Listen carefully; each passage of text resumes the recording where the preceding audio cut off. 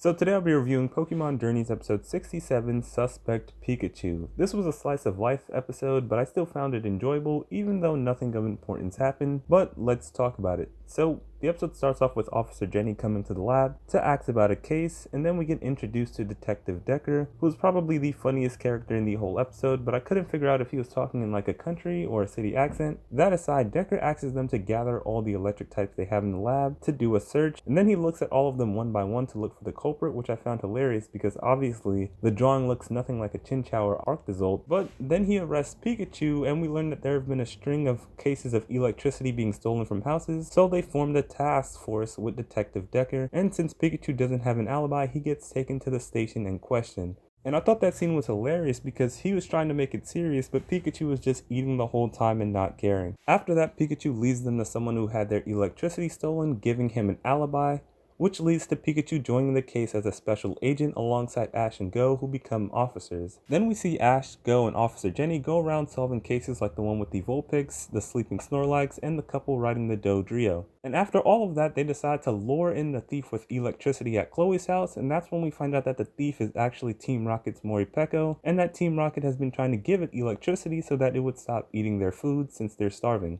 So after the electricity and the food lures them in, this leads to a police chase, and then Team Rocket's handy Pokédex tells them that Moripeko didn't even want electricity, it only wanted food after using electricity. And I always find it funny how their Pokédex has a lackluster I don't care attitude every time it talks to them. So after that, Ash and the crew show up and Team Rocket just give up, and Pikachu charges up and gives them a superpowered Thunderbolt and sends them flying. After that, Pikachu receives an award and Decker tries to recruit him, but Pikachu just shocks him and the episode ends. So this was an entertaining slice of life episode. I thought Detective Decker was funny, and I was pleasantly surprised with how they used Team Rocket in this episode.